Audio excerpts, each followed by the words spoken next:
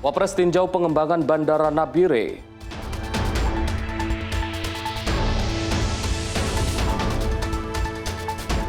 Pelepasan jamaah haji ke Tanah Suci.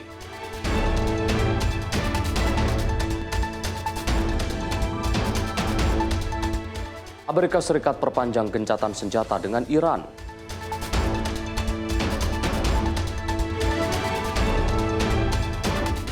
Miris dua bocah pria diduga melakukan hubungan sejenis.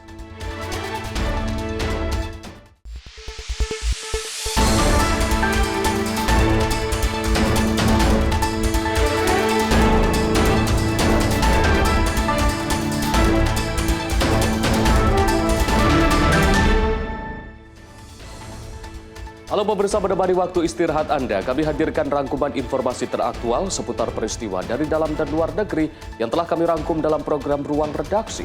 Bersama saya, Arif Rifai. Pemirsa, Wakil Presiden Republik Indonesia Gibran Rakabuming Raka meninjau langsung pengembangan Bandara Dau Aturure di Kabupaten Nabire, Papua Tengah pada 20 April 2026. Peninjauan untuk pastikan kesiapan infrastruktur transportasi udara dalam mendukung mobilitas masyarakat dan pertumbuhan ekonomi wilayah. Setibanya di Bandara Dau Aturure di Kabupaten Nabire, Papua Tengah, pada Senin 20 April 2026, Wapres disambut oleh Gubernur Papua Tengah Meki Napiwa bersama unsur Forkopimda dan pemangku kepentingan terkait. Kemudian Wapres menuju area teras bandara untuk menerima paparan singkat Kepala Bidang Penerbangan Bandar Udara pada Dinas Perhubungan Provinsi Papua Tengah, Samuel Riki Rantelimbong. Riki menjelaskan bahwa pembangunan telah dilakukan secara bertahap di mana pemerintah Provinsi Papua Tengah turut mendukung dengan memperpanjang runway dari 1.600 meter menjadi 2.500 meter. Di sisi lain, ia menekankan perlunya pengembangan lanjutan karena terminal yang ada saat ini masih standar ATR, sehingga perlu diperluas agar sesuai dengan standar Boeing. Merespon hal tersebut, Wapres menekankan pentingnya percepatan pengembangan Bandara Dau Aturure agar mampu mengimbangi peningkatan kebutuhan transportasi udara di Papua Tengah. Wapres juga mendorong sinergi antara pemerintah pusat dan daerah untuk memastikan pembangunan infrastruktur bandara berjalan optimal, sehingga dapat meningkatkan konektivitas antar wilayah, memperlancar distribusi logistik, serta membuka peluang ekonomi dan investasi bagi masyarakat setempat. Tim redaksi Sinpo TV melaporkan. Pemirsa, pemerintah mempercepat pembangunan pembangkit listrik tenaga surya sebagai upaya transisi menuju energi bersih. Langkah ini ditujukan untuk mengurangi ketergantungan pada energi fosil, terutama pembangkit berbasis diesel.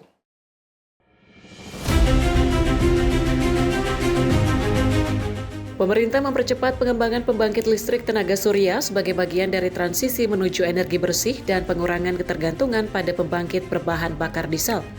Presiden Prabowo Subianto menargetkan percepatan program ini agar segera berjalan secara masif di berbagai wilayah.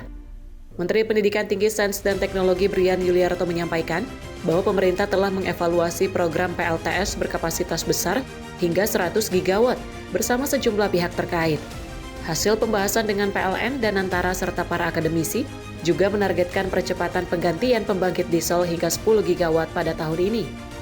Evaluasi terkait beberapa program, terutama tadi bersama dan Antara, kaitannya dengan program PLTS 100 giga. Jadi Bapak Presiden menanyakan perkembangannya dan meminta agar itu dipercepat, terutama untuk yang diesel. Jadi tadi dari hasil rapat yang sudah dilakukan Antara dan Antara, PLN dan juga dari para ahli-ahli di Kementerian Dikti dari beberapa perguruan tinggi, ditargetkan tahun ini 10 giga yang diesel itu bisa dikurangi, kemudian yang lainnya juga akan ditambah kira-kira sampai 7 giga. Jadi untuk saat ini dari perhitungan yang dilakukan bersama-sama Kementerian SDM, dari PLN dan Antara dan juga beberapa ahli dari perguruan tinggi, itu kira-kira 17 giga bisa dilakukan instalasi PLTS. Gitu. Lokasi nanti semuanya dari PLN ya yang sebagai implementator dari program tersebut. Kedepan, potensi instalasi PLTS diperkirakan mencapai sekitar 17 gigawatt berdasarkan kajian lintas kementerian dan lembaga. Seluruh implementasi program tersebut akan berada di bawah koordinasi PLN sebagai pelaksana utama, dengan fokus memperluas pemanfaatan energi terbarukan di Indonesia. Tim redaksi Sinpo TV melaporkan. Pimpinan DPR Puan Maharani meminta pemerintah untuk memitigasi dampak dari kenaikan harga BBM non-subsidi yang dapat mempengaruhi daya beli masyarakat, khususnya di tengah situasi geopolitik global. Puan mendorong pemerintah untuk mengantisipasi berbagai kemungkinan di tengah dinamika yang tak menentu.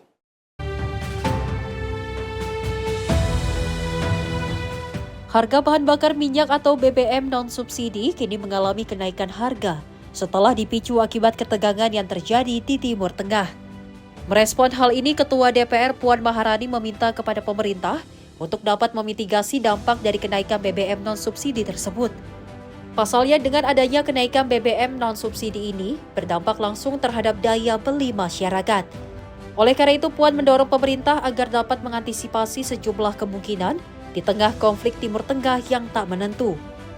Jadi memang hal itu yang kami himbau kepada pemerintah dan stakeholder untuk bisa dilakukan. Dan dengan situasi geopolitik yang semakin tidak menentu seperti ini, tentu saja pemerintah harus bisa memitigasi kesiapan terkait dengan harga BBM dengan sudah adanya kenaikan harga bensin non subsidi. Tentu saja harus ada keadilan dan diberikan penjelasan kenapa harga tersebut naik dan sampai kapan dan apakah harga tersebut akan terus naik ataukah tidak, dan evaluasi ini tentu saja harus disampaikan secara berkala. Jadi memang DPR meminta kepada pemerintah untuk memitigasi segala hal yang kemungkinan yang akan terjadi, karena kita juga belum mengetahui dengan situasi geopolitik yang terjadi apakah perang ini akan berlanjut atau terus atau stop. Namun sebagai negara yang walaupun tidak secara langsung terimbas, kita harus siap mengantisipasi dan memitigasi kemungkinan-kemungkinan yang terjadi. Dari Jakarta, Fahrizal Davarizkiano, Sinpo TV melaporkan.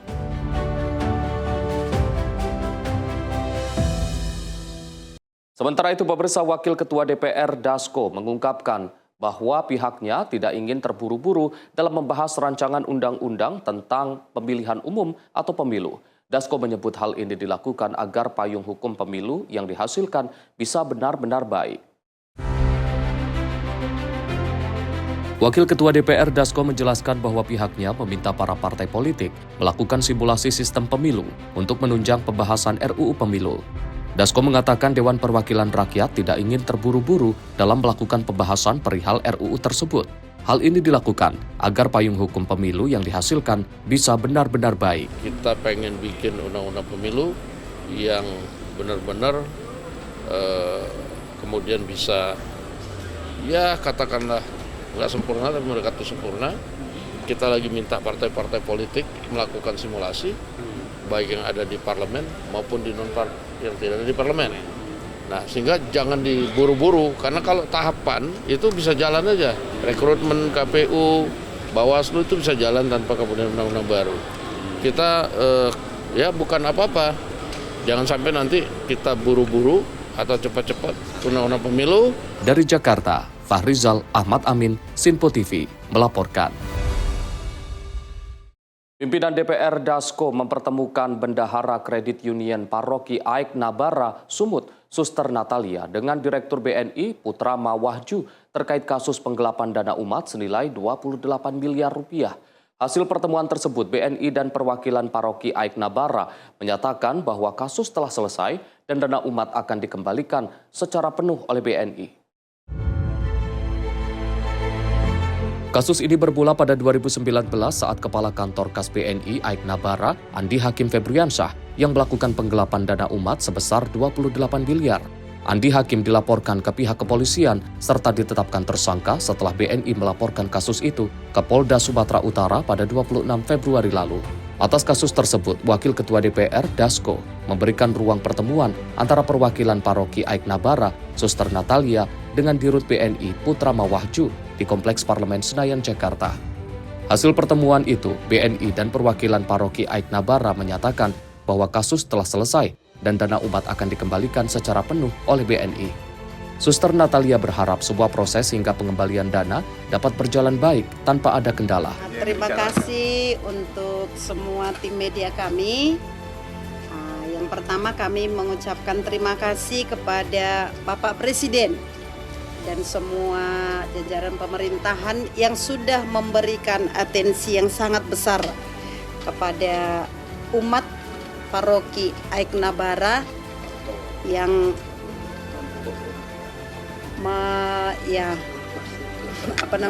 memberikan atensi sehingga masalah ini bisa diatasi dengan baik.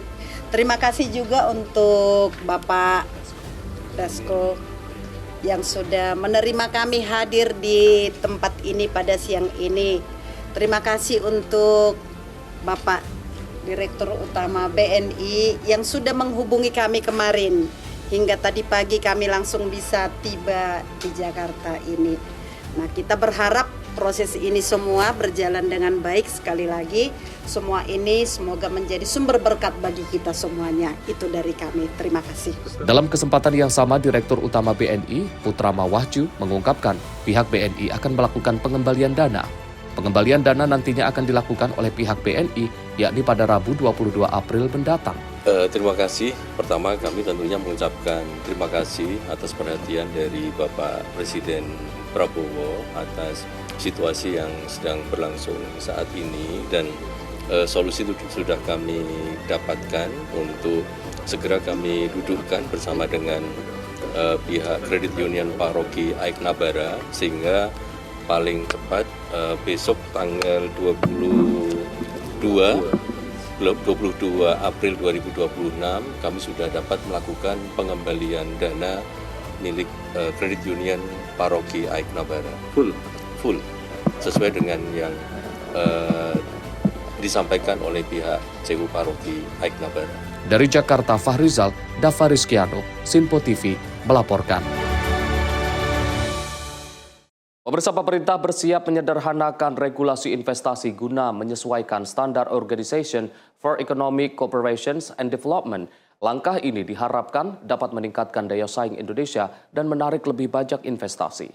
Pesan dari beliau tentunya adalah investasi yang masuk ini ya dari segi yang tadi saya sampaikan, penciptaan lapangan pekerjaannya juga harus tumbuh secara baik, benar dan juga berkualitas. Itu arahan Bapak Presiden.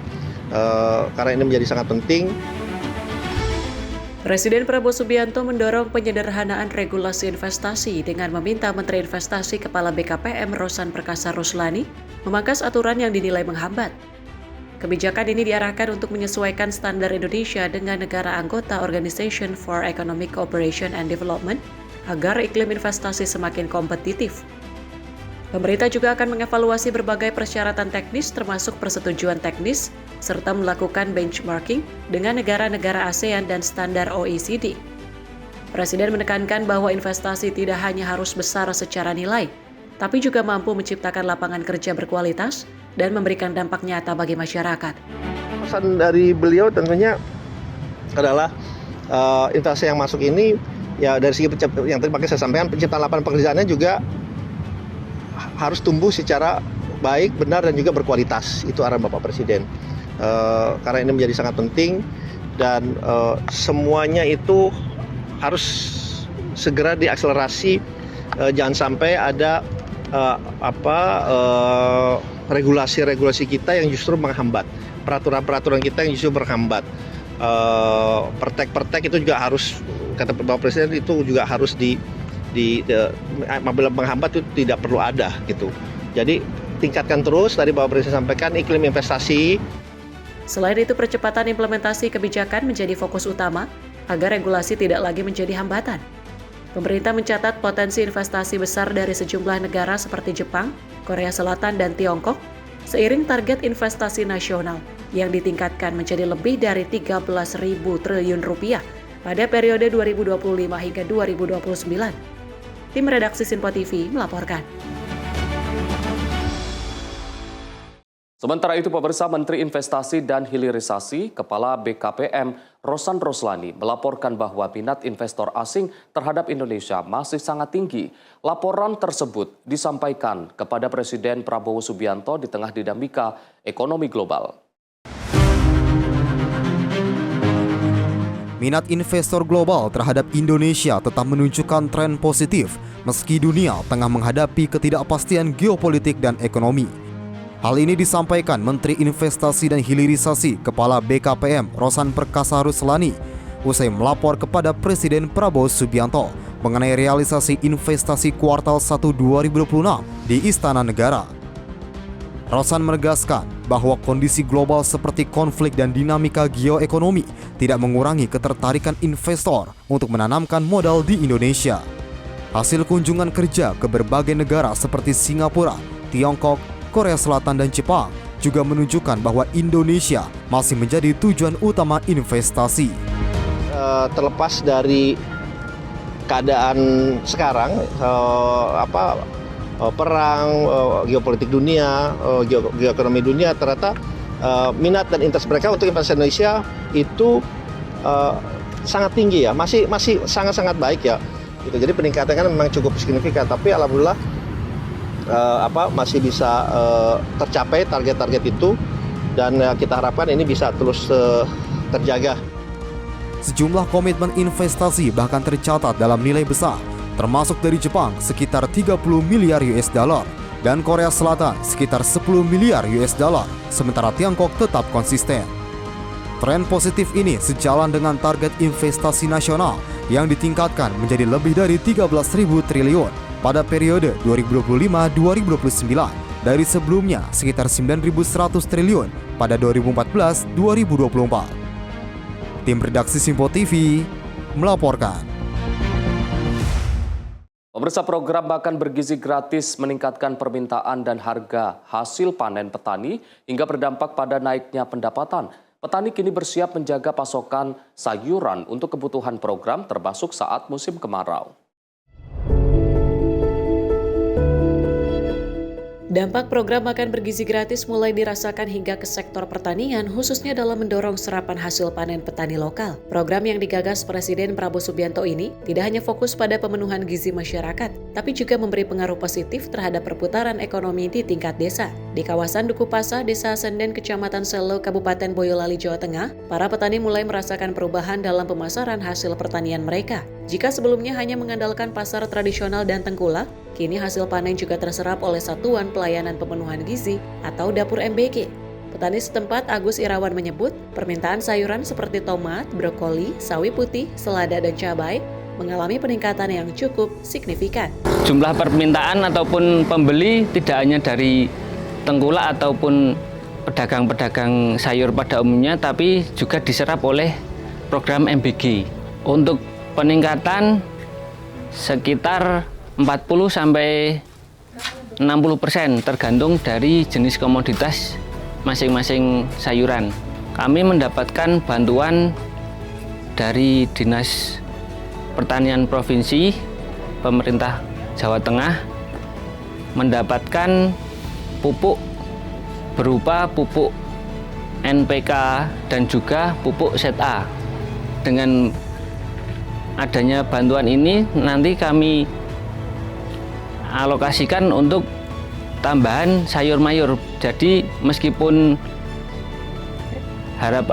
meskipun nanti di bulan-bulan Agustus itu ada bulan kemarau, musim kemarau, itu kami juga akan masih tetap menanam sayur mayur untuk bisa menyuplai program MBG. Selain peningkatan permintaan, petani juga merasakan kenaikan harga komoditas sekitar 40 hingga 60% tergantung jenis sayuran. Di sisi lain, dukungan pemerintah melalui bantuan pupuk NPK dan ZA dari Dinas Pertanian Jawa Tengah ikut memperkuat produksi petani. Bantuan tersebut dimanfaatkan untuk menjaga ketersediaan pasokan termasuk menghadapi musim kemarau, seperti yang disampaikan Dianto dari kelompok tani Ngudi Santoso. Ya, pupuk yang ada ini untuk persiapan menanam sayur untuk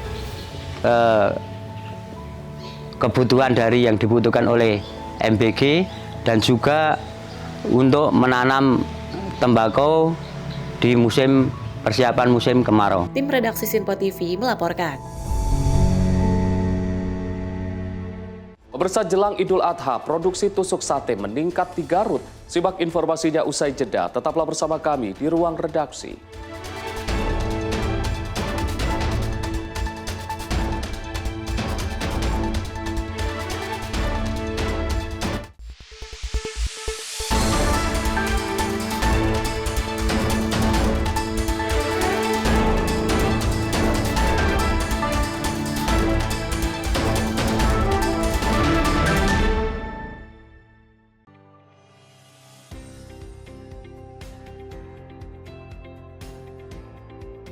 Beragam informasi terbaru hadir menemani Anda sebelum memulai hari. Waktu terbaik dengan rangkaian topik terpilih, dikemas dengan ulasan yang mendalam.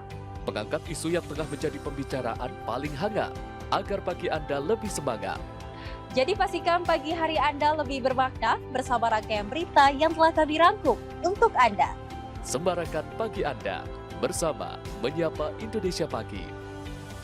Setiap Senin hingga Jumat pukul 5 pagi. Hanya di Sinpo TV.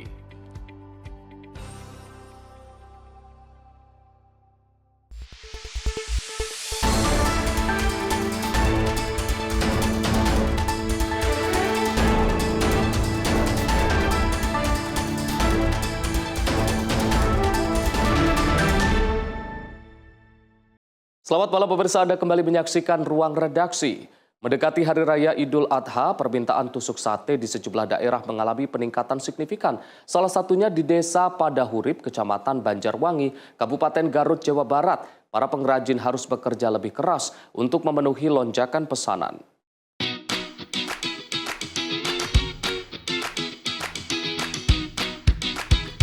Suasana tempat produksi tusuk sate di Desa Padahurip, Kecamatan Banjarwangi, Garut, Jawa Barat terlihat lebih sibuk dibandingkan hari-hari biasa. Menjelang Idul Adha, permintaan tusuk sate meningkat hingga 3 kali lipat. Kondisi ini membuat para pengrajin menambah jam kerja agar pesanan dapat terpenuhi. Biasanya dalam satu hari, para pengrajin hanya memproduksi sekitar 70 kg tusuk sate. Namun saat ini jumlah produksi meningkat menjadi lebih dari 100 kg per hari. Pesanan tidak hanya datang dari wilayah Garut, namun juga dari berbagai daerah lain. Sejumlah pembeli bahkan datang langsung ke lokasi untuk memesan dan mengambil barang. Menariknya, meski permintaan naik drastis, para pengrajin tidak mengalami kendala bahan baku. Hal ini karena ketersediaan bambu di wilayah tersebut masih cukup melimpah. Untuk harga jual, tusuk sate dibanderol sekitar Rp16.000 per kilogram. Untuk jelang Idul Adha ini, pesanan tusuk sate cukup meningkat, bahkan 3 kali lipat. Biasanya dalam satu hari itu 70 kg. Nah, akhir-akhir ini kan menjelang Idul Adha, mencapai pesanan meningkat, itu produksi mencapai 100 kg, bahkan lebih. Untuk pasarnya itu di daerah kami udah punya customer, bahkan menjelang ini customer berdatangan. Daerah Pasar Cikajang, Pasar Simpang, bahkan luar kabupaten. Lonjakan permintaan ini menjadi berkah bagi para pelaku UMKM tusuk sate di Banjarwangi.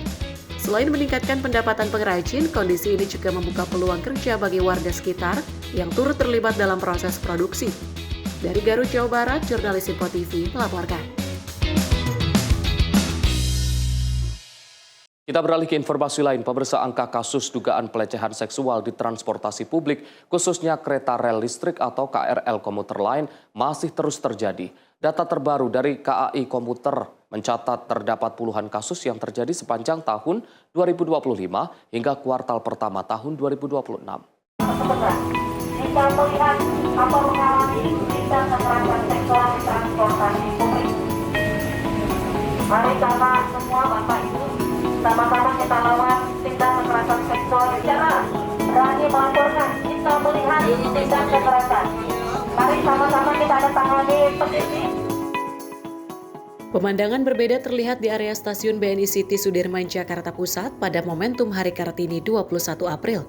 Sejumlah karyawan muda atau insan milenial KAI Komuter berbaris rapi di area pintu masuk sambil membawa poster edukasi anti kekerasan seksual. Tidak hanya di area gate, Sosialisasi juga dilakukan hingga ke area peron dan di dalam rangkaian kereta.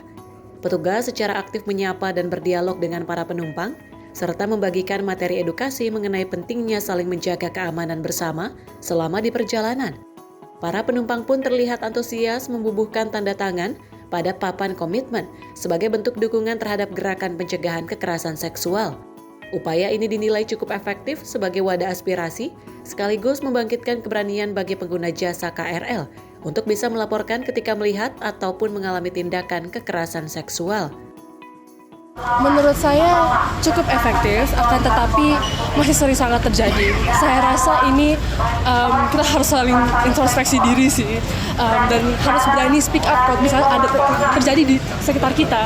Kita kan sering melihat atau menyaksikan gitu, ada orang yang terdampak juga. Jadi saya rasa kalau misalnya kita berani speak up, berani berbicara di sosial media, berani untuk menyatakan pendapat, itu adalah hal yang sangat luar biasa. Menurut saya bagus banget ya untuk ini, karena sebagai wanita kita jadi merasa lebih aman untuk menggunakan transportasi umum. Selama ini yang kakak alami di transportasi umum ini gimana? Udah merasa nyaman kah atau perlu ada perbaikan atau gimana? Ya, sebagai perempuan saya merasa sangat aman banget ya untuk naik transportasi umum. Sekarang terlebih lagi sekarang sudah ada gerbong khusus wanita, dan ya saya ngerasa sangat aman sih.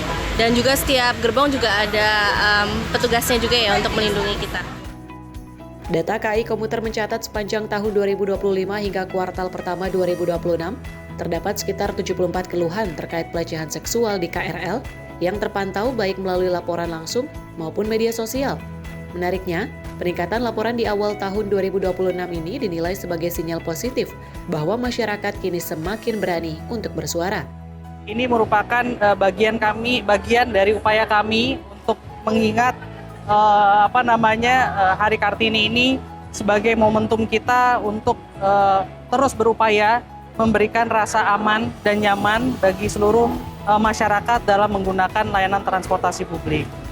Kemudian secara data, jadi izin kami menyampaikan juga bahwa di tahun 2025 sampai dengan triwulan 1 tahun 2026 ini tercatat kurang lebih ada sekitar 74 keluhan yang disampaikan oleh pengguna jasa KRL.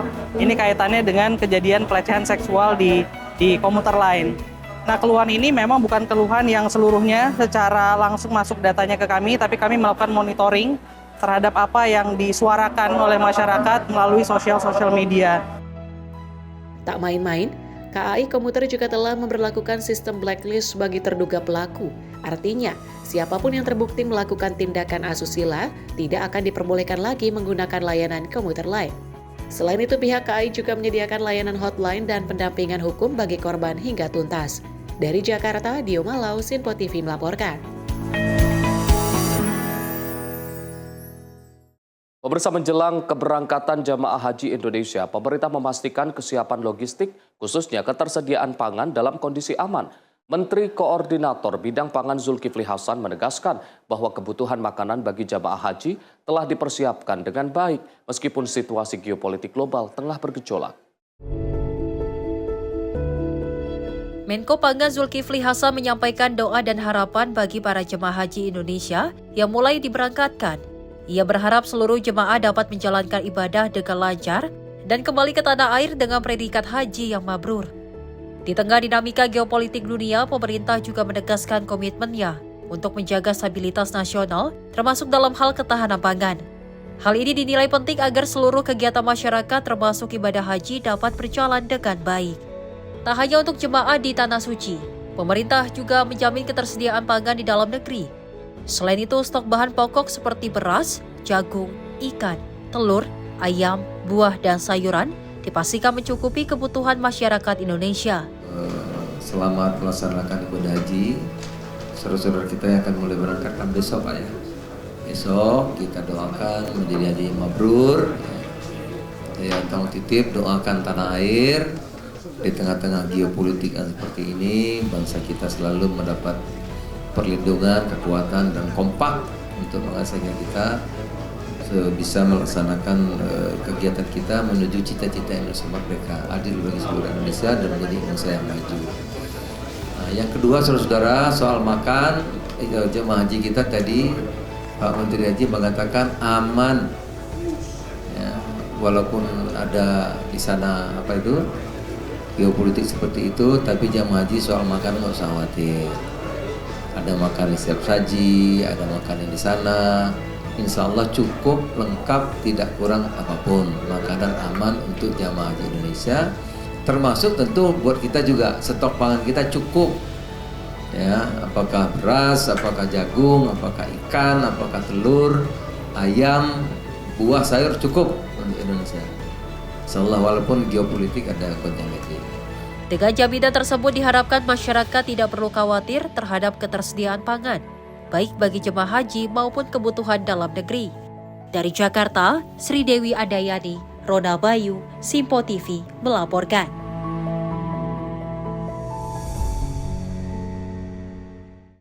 Ribuan jamaah haji asal Jakarta mulai diberangkatkan ke Tanah Suci sebanyak 441 jamaah. Kloter ketiga telah tiba di Asrama Haji Pondok Gede dan menjalani persiapan akhir sebelum melakukan keberangkatan. Ya, baik pemirsa Simpo TV, saya melaporkan langsung di Asrama Haji Pondok Gede Jakarta Timur di mana terdapat 7.754 jemaah haji asal Jakarta yang dibagi beberapa kloter ini akan diberangkatkan ke Arab Saudi ataupun Tanah Suci begitu. Untuk hari ini di tanggal 22 April 2026 ini sebanyak 441 jemaah haji yang akan diberangkatkan dengan melalui kloter ketiga dari Asrama Pondok Gede begitu, di mana nantinya sebelum dilakukan keberangkatan ke Bandara Soekarno-Hatta, ini para calon jemaah haji sendiri ini akan melakukan berbagai persiapan ataupun menjalani persiapan akhir sebelum nantinya pada pukul 6 sore nanti akan diberangkatkan menuju Bandara Soekarno-Hatta. Dan untuk kloter 1 sendiri memang juga sudah diberangkatkan. Ini ada sekitar 389 calon jemaah haji yang sudah diberangkatkan pada pukul 12.45 waktu Indonesia Barat atau pada 12 malam dini hari tadi. Dan untuk kloter 2 sendiri ada 441 calon jemaah haji yang memang tergabung dalam kloter 2 dan sudah diberangkatkan ke Tanah Suci sejak pukul 8.55 waktu Indonesia Barat. Dan untuk selengkapnya saya akan mengajak pemirsa Simpo TV ini berbincang langsung dengan Kepala UPT Asrama Haji Pondok Gede dengan Bapak Zakiyuddin Ali. Halo, halo Bapak, selamat siang nih Bapak. Ya, selamat siang Mbak. Bapak, bisa dijelaskan sedikit nggak sih bagaimana tahapan apa saja yang dilalui para jemaah haji sebelum nantinya ini diberangkatkan ke Bandara Soekarno-Hatta dan menuju Arab Saudi ataupun Madinah begitu Pak? Baik, untuk tahapannya pertama adalah jamaah memasuki Serbaguna 2 untuk melaksanakan prosesi pengecekan ulang kesehatan, kemudian pemantapan dan pemastian kelengkapan dokumen-dokumen para jamaah. Dan juga di sini ada beberapa penerimaan, di mana penerimaan itu ada dari sisi kesehatan itu dicek kesehatannya, kemudian layak terbang atau tidak.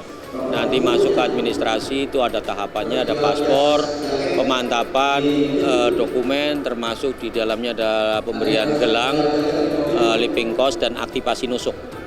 Pak, ini kan tadi juga kita lihat ada surat nusuk begitu ya Pak. Ini kan berbeda dengan tahun sebelumnya yang diberikan setelah jamaah haji ini tiba di Arab Saudi.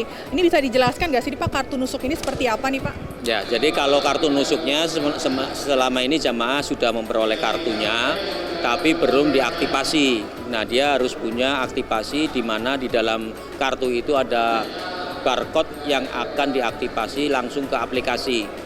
Jadi nanti setelah sampai di sini nanti kita pastikan bahwa pemegang kartu dengan jamaah itu identitas dan orangnya sama. Nah, kalau sudah didapat keyakinan itu, maka kemudian kita aktifasi data mereka sehingga dia memperoleh kepastian bahwa di nusuk itu dia aktif sebagai jamaah.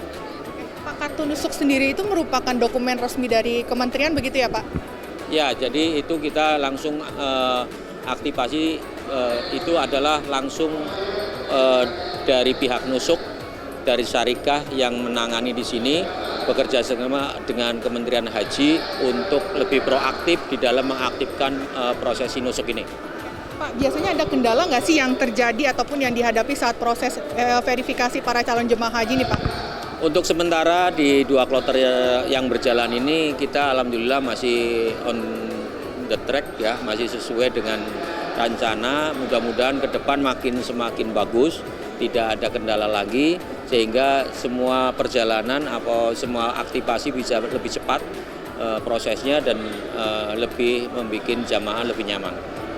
Pak, mungkin ini kan kita juga bisa lihat ya Pak, ada beberapa para calon jemaah haji yang lansia dan juga disabilitas. Mungkin ada nggak sih Pak pelayanan khusus yang diberikan para jemaah ini Pak? Ya, untuk asrama haji itu layanan khusus terhadap perempuan, disabilitas dan lansia. Itu di setiap tahapan kita berikan layanan khusus. Pertama adalah ketika memasuki gedung ini kita punya jalur khusus untuk para lansia ini. Yang menggunakan kursi roda kita siapkan, kemudian setelah masuk di dalam kita punya kursi-kursi yang prioritas untuk pelayanan para lansia, perempuan dan disabilitas, termasuk ketika memberikan layanan kesehatan mereka akan lebih memperoleh layanan utama dibandingkan dengan yang sehat. Kemudian ketika dokumen juga begitu, dengan posisi mereka di depan dan skala prioritas mereka memperoleh layanan prioritas juga. Nah, sampai dengan kemudian dia bergerak ke asrama, mereka juga diantar, tidak jalan kaki, diantar menggunakan bis semua jamaah. Untuk yang sehat menggunakan bis, untuk yang disabilitas menggunakan kendaraan yang memang tidak ada biar tidak ada tempat duduknya sehingga dia kursi rodanya bisa masuk. Untuk perempuan kita siapkan kendaraan ajak-ijik dan juga termasuk lansia. Pak, mungkin terakhir Pak, ada nggak sih imbauan penting dari para petugas begitu kepada para jemaah yang sebelum diberangkatkan menuju ke Tanah Suci ini Pak? Ya, jadi karena ibadah haji adalah ibadah fisik, maka harapan kami jagalah kesehatan dimanapun kondisinya, dari mulai masuk sampai masuk asrama, sampai penerbangan, sampai di sana adalah fisik menjadi utama. Yang kedua, jangan kemudian kita diganggu dengan kondisi-kondisi bawaan-bawaan yang akan mengganggu pada kondisi para jamaah itu sendiri sehingga menghambat prosesi dari keberangkatan maupun ketika sampai di sana. Terima kasih banyak Pak Zakiyuddin Ali.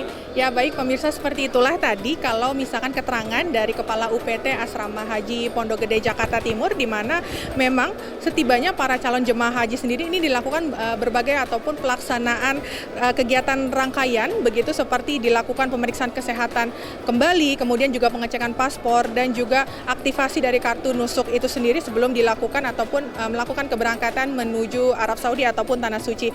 Dengan berbagai tahapan yang dilalui di asrama haji ini, tentunya diharapkan seluruh jemaah haji ini dapat berangkat dalam kondisi sehat, dalam kondisi yang prima dan juga siap dalam menjalankan rangkaian ibadah haji. Kemudian tadi juga Kepala UPT Asrama Haji juga menyampaikan, mengimbau untuk selalu para jemaah haji ini membawa dan juga menggunakan kartu nusuk haji itu sendiri, dikarenakan memang kartu nusuk haji ini merupakan dokumen penting yang diberikan ataupun yang dikeluarkan oleh Kementerian Haji dan Umroh Arab Saudi untuk para jemaah haji. Dan dapat saya sampaikan juga kepada pemirsa Sinpo TV bahwa kartu nusuk sendiri ini merupakan dokumen resmi yang menjadi syarat utama untuk akses masuk ke Kota Mekah, kemudian Masjidil Haram, serta menjadi area puncak haji seperti Arafah, kemudian Musdalifah dan juga Mina. Kemudian berbeda dengan tahun sebelumnya di mana kartu nusuk haji sendiri ini diberikan setelah jamaah haji tiba di Arab Saudi, namun untuk tahun ini juga sudah diberikan sebelum melakukan keberangkatan ke Arab Saudi ataupun Tanah Suci, dan memang akan dilakukan aktivasi di asrama haji itu sendiri. Dan untuk kartu nusuk sendiri ini terdapat berbagai informasi penting. Selain identitas, ini terdapat juga riwayat kesehatan, kemudian detail akomodasi selama berada di Tanah Suci. Kartu nusuk juga berfungsi untuk memudahkan pengawasan dan pelayanan bagi para jemaah serta meminimalisir terjadinya resiko kehilangan ataupun tersasar di Arab Saudi. Dan demikian informasi yang dapat kami sampaikan dari Jakarta. Jihan Nabila dan juga juru kamera Mutia Anggiani, Sinpo TV melaporkan. Kementerian Haji dan Umroh resmi melepas keberangkatan jamaah haji 2026 kloter pertama melalui Bandara Internasional Soekarno-Hatta, Tangerang, Banten. Pelepasan diresmikan langsung secara seremonial oleh Menteri Haji dan Umroh Muhammad Irfan Yusuf dan Ketua Tim Pengawas Penyelenggaraan Haji, Dasko.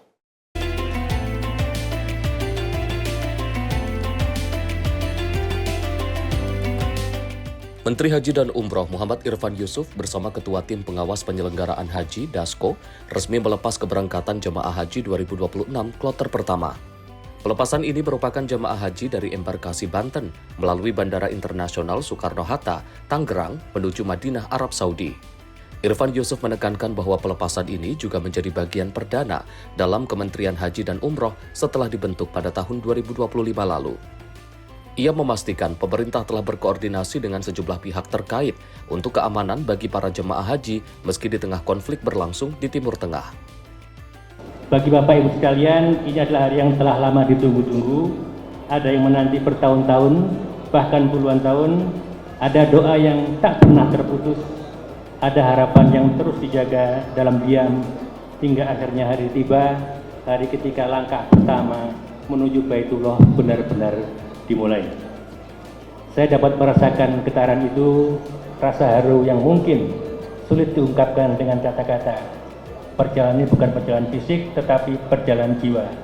Perjalanan menuju titik paling khusyuk dalam hidup seorang muslim. Ibu bapak sekalian, penyelenggaraan haji tahun ini memiliki makna yang sangat khusus.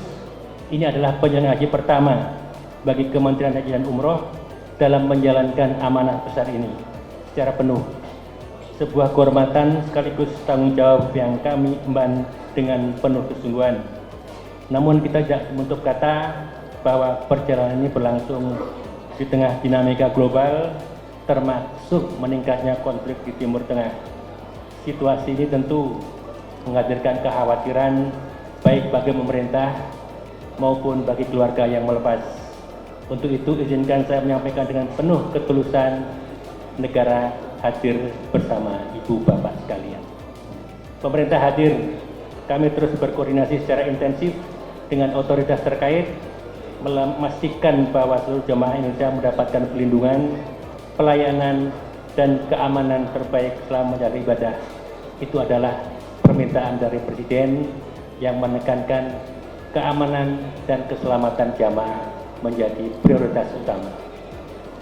Kami ingin Bapak dan Ibu berangkat dengan tenang, fokus pada ibadah, serahkan hal-hal di luar itu pada kami untuk mengikhtiarkannya sebaik-baik mungkin. Dalam kesempatan yang sama, Ketua Pengawas Penyelenggaraan Haji, Dasko, mengapresiasi Kementerian Haji dan Umroh yang telah melakukan berbagai persiapan dalam kelancaran jamaah haji saat melakukan ibadah di Tanah Suci. Dasko berharap proses ibadah haji dapat berjalan lancar serta kembali ke tanah air dalam kondisi sehat dan selamat. Singkat saja bahwa pada hari ini kita akan melepas kloter pertama yang menandakan bahwa sudah dimulainya rangkaian dari pemberangkatan jemaah haji Indonesia yang rutin dilaksanakan pada musim-musim haji dan diadakan pada saat situasi dan dinamika yang ada pada saat ini. Tadi sudah disampaikan bahwa negara hadir untuk menyertai jemaah haji dan juga kami sampaikan apresiasi kepada Kementerian Haji yang kita monitor bahwa pada saat ini Kementerian Haji yang pertama kali melaksanakan pemberangkatan haji, petugas pendamping itu selama 1 bulan penuh, kemudian sudah dididik, dilatih sedemikian rupa untuk kemudian mendampingi jemaah haji kita selama di Tanah Suci. Kemudian kami juga monitor bahwa ada penambahan embarkasi haji menjadi 4, lalu kemudian ada penambahan fast track haji untuk mempermudah jemaah haji kita. Dari Jakarta, Fahrizal Ahmad Amin, Sinpo TV, melaporkan. Pemirsa, di tengah ribuan jamaah haji yang bersiap berangkat ke Tanah Suci, terdapat sosok jamaah termuda asal Jakarta Selatan di usia 14 tahun. Yazid Rizky menjadi salah satu calon jamaah haji termuda menggantikan ayahnya yang sedang sakit.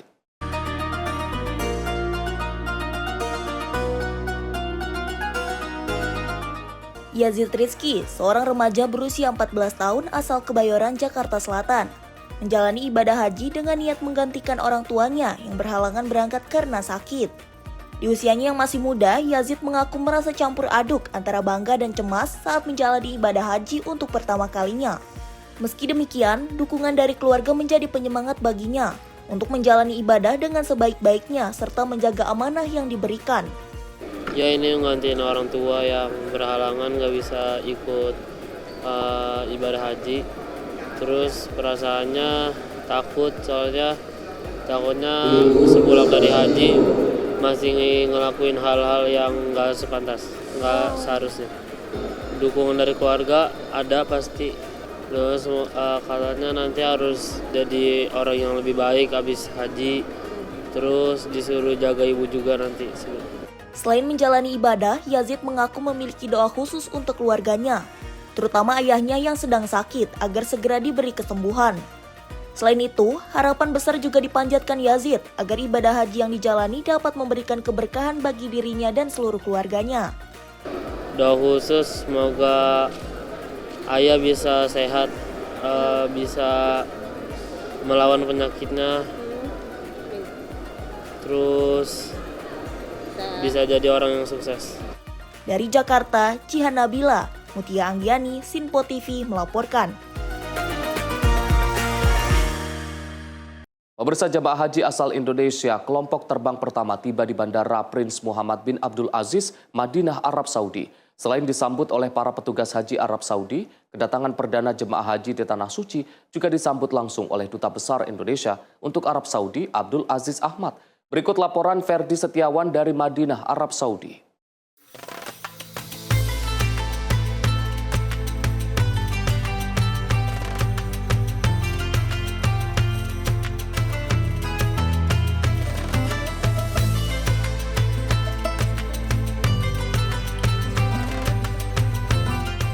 Pemirsa, hari ini tanggal 22 April 2026, kloter perdana jamaah haji asal Indonesia telah tiba di Bandara Prince Muhammad bin Abdul Aziz, Madinah, Arab Saudi.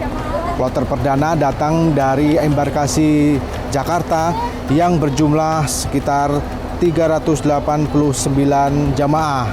Jamaah ini seharusnya tiba pada pukul 7:40, namun akhirnya tiba di Bandara Madinah ini sekitar pukul 7:49 menit. Dan juga jamaah ini sebelumnya juga sebenarnya diterbangkan pada jam 00.45 waktu Indonesia Barat.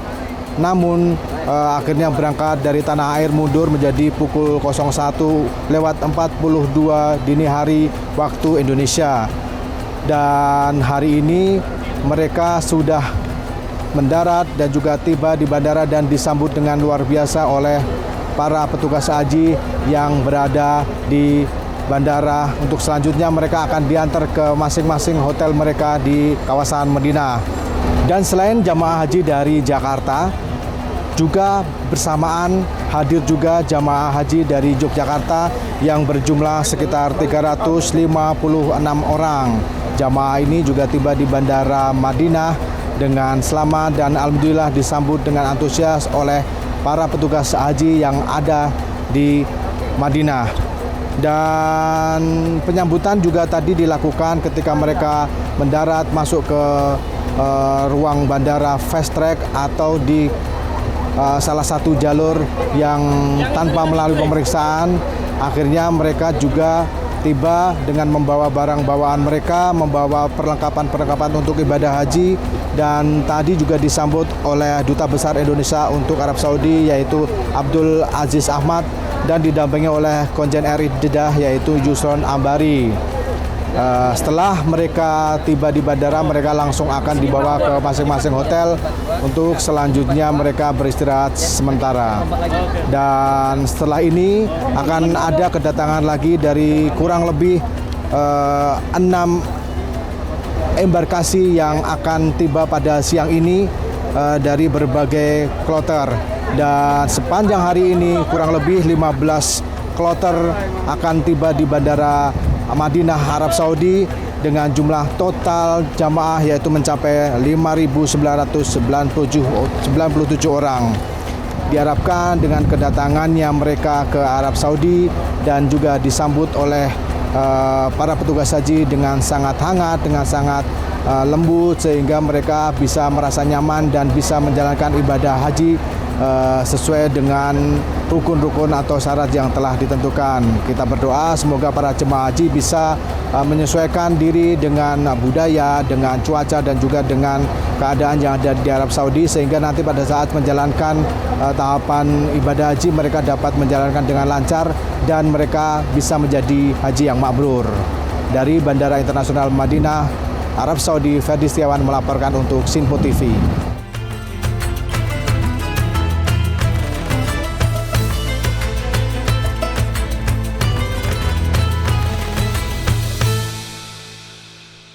Kita beralih ke informasi lain, pemirsa. Penasihat Presiden Prabowo Subianto bidang pertahanan, Dudung Abdurrahman, menegaskan pesawat militer asing tidak boleh melintas di wilayah udara Indonesia tanpa izin. Dirinya menekankan hal tersebut sudah tertuang dalam hukum internasional.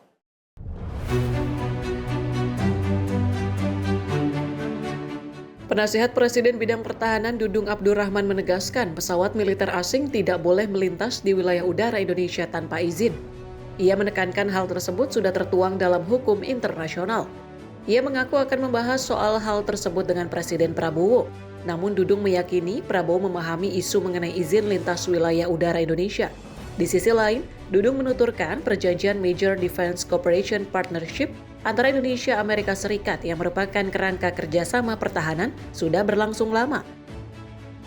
Beliau saya rasa lebih paham tentang itu. Nanti saya akan bicara sama beliau tentang ya, itu kan sudah lama juga dan ini kelihatannya akan terus dilanjutkan kerjasama kita dengan Amerika.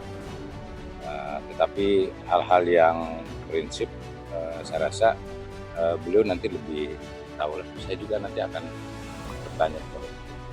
Ya. Pak, tapi secara prinsipnya pesawat militer dan minyak boleh sebenarnya boleh melintasi wilayah kita, Pak?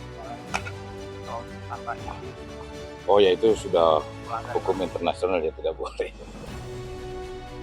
Adapun kerjasama tersebut meliputi pengembangan kapasitas, teknologi pertahanan generasi berikutnya, peningkatan kesiapan operasional, pendidikan militer profesional, serta penguatan hubungan antar personal pertahanan kedua negara.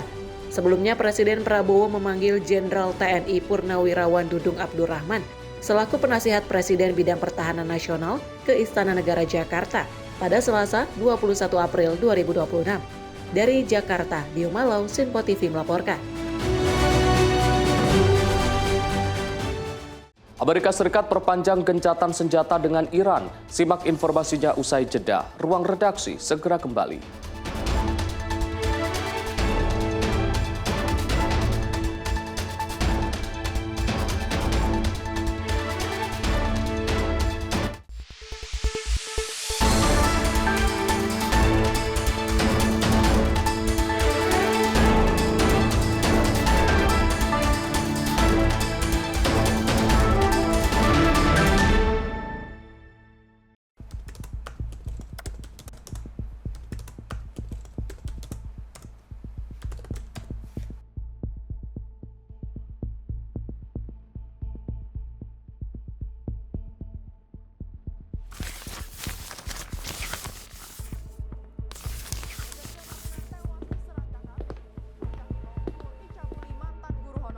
Viral maling bobol rumah di siang hari. Polisi bongkar peredaran narkoba jaringan internasional. Dugaan pembunuhan mayat dalam drum belum terungkap. Lagi, lansia tewas dengan penuh luka bacok. Mengaku tidak dinafkahi suami, seorang ibu bunuh anak kandung. Treskrim Polres Goa mengepung rumah terduga pelaku pencurian di Desa Bontoala, Kecamatan Palangga. Sally, saat akan standby. diamankan. 3, 2, 1. Di balik setiap peristiwa selalu ada fakta yang tersembunyi. Saksikan catatan kriminal setiap Senin hingga Jumat hanya di Sinpo TV.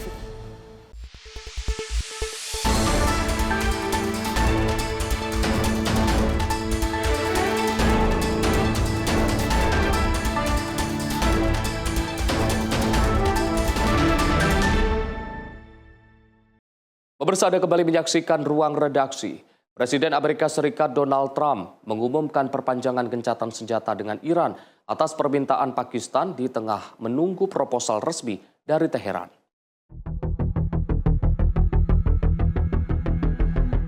Presiden Amerika Serikat Donald Trump menyatakan akan memperpanjang gencatan senjata dengan Iran di tengah upaya menjaga stabilitas kawasan. Keputusan ini diambil setelah permintaan dari pemerintah Pakistan untuk memberi waktu tambahan bagi Iran menyusun proposal terpadu sebagai bagian dari proses diplomasi. Trump menyebut perpanjangan ini dilakukan hingga pihak Iran menyampaikan usulan resmi terkait penyelesaian konflik yang dapat menjadi dasar negosiasi lanjutan. Meski gencatan senjata diperpanjang, militer Amerika Serikat tetap melanjutkan blokade terhadap pelabuhan Iran sebagai bagian dari tekanan strategis. Langkah ini menunjukkan bahwa tekanan militer masih berlanjut di tengah upaya diplomasi yang masih mencari titik temu. Sementara itu, putaran perundingan baru yang dirancang digelar di Islamabad masih diliputi ketidakpastian dan menunggu kejelasan dari kedua pihak. Sampai saat ini belum ada kepastian apakah Iran akan mengajukan proposal atau melanjutkan negosiasi dalam waktu dekat. Perkembangan ini menjadi bagian dari dinamika hubungan antara Amerika Serikat dan Iran masih dipenuhi ketegangan, serta menjadi perhatian komunitas internasional. Tim redaksi Sinpo TV melaporkan. Sementara itu, pemirsa, militer Amerika Serikat merilis rekaman terbaru operasi pasukannya di tengah perpanjangan gencatan senjata dengan Iran. Amerika Serikat menunjukkan kesiapsiagaan dan aktivitas militer di lapangan seiring dengan upaya penyesuaian taktik dan penguatan kapabilitas pasukan selama masa jeda konflik. Komando Pusat Militer Amerika Serikat atau United States Central Command merilis rekaman yang menunjukkan aktivitas pasukan di lapangan sebagai bagian dari pembaruan situasi operasional terkini. Video tersebut menampilkan pesawat tempur lepas landas serta personel militer yang menjalankan berbagai tugas teknis dan operasi pendukung lainnya di area penugasan.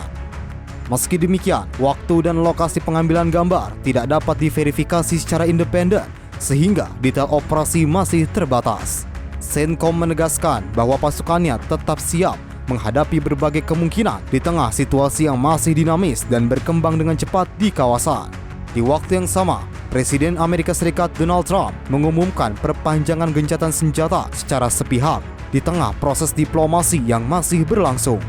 Keputusan tersebut diambil setelah permintaan dari Perdana Menteri Pakistan, Shehbaz Sharif, di tengah belum adanya usulan resmi dari pihak Iran terkait kelanjutan perundingan.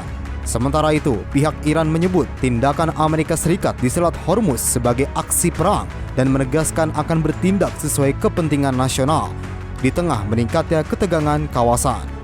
Perkembangan ini terjadi di tengah rencana putaran baru perundingan antara Amerika Serikat dan Iran yang akan digelar di Islamabad dengan harapan mencapai terobosan diplomatik. Hingga kini, upaya diplomasi masih berlanjut meski ketegangan di kawasan belum sepenuhnya mereda dan situasi keamanan masih terus dipantau secara ketat. Tim redaksi Sinpo TV melaporkan. Presiden Prancis Emmanuel Macron menerima Perdana Menteri Lebanon Nawaf Salam di Paris. Pertemuan ini terjadi di tengah situasi keamanan yang masih rapuh serta meningkatnya upaya diplomasi internasional di Lebanon. Presiden Prancis Emmanuel Macron menerima kunjungan Perdana Menteri Lebanon Nawaf Salam di Istana Élysée Palace, Paris. Rekaman menunjukkan momen kedatangan Nawaf Salam yang disambut langsung oleh Macron dalam pertemuan yang menegaskan komitmen Prancis untuk terus terlibat dalam menjaga stabilitas Lebanon. Kunjungan ini berlangsung di tengah gencatan senjata rapuh antara Israel dan Lebanon serta meningkatnya ketegangan di kawasan. Sebelumnya, Macron menuduh kelompok Hizbullah bertanggung jawab atas tewasnya seorang prajurit Prancis yang bertugas dalam misi perdamaian PBB di Lebanon. Pemerintah Lebanon dikabarkan telah mengecam serangan tersebut dan berjanji akan menindak pihak yang bertanggung jawab. Misi pasukan perdamaian United Nations Interim Force in Lebanon yang telah beroperasi sejak 1978 dijadwalkan akan mulai ditarik pada akhir tahun 2026. Di sisi lain, militer Israel telah mengeluarkan peringatan kepada warga di sekitar 80 kota di Lebanon Selatan agar tidak kembali ke rumah mereka. Langkah ini diambil meskipun gencatan senjata selama 10 hari telah resmi berlaku, menyusul pembicaraan langsung yang dimediasi oleh Amerika Serikat. Israel juga menyatakan rencana untuk membentuk zona keamanan di Lebanon Selatan yang akan membentang dari perbatasan hingga Sungai Litani. Situasi ini menunjukkan bahwa meskipun diplomasi terus berjalan, kondisi keamanan di kawasan masih jauh dari kata stabil. Tim redaksi Simpo TV melaporkan. Pemirsa, pasukan Israel mengibarkan bendera di atas kastil bersejarah Shama di Lebanon Selatan setelah melancarkan serangan dan menduduki wilayah tersebut. Langkah ini dilakukan di tengah perluasan zona keamanan oleh militer Israel di wilayah tersebut.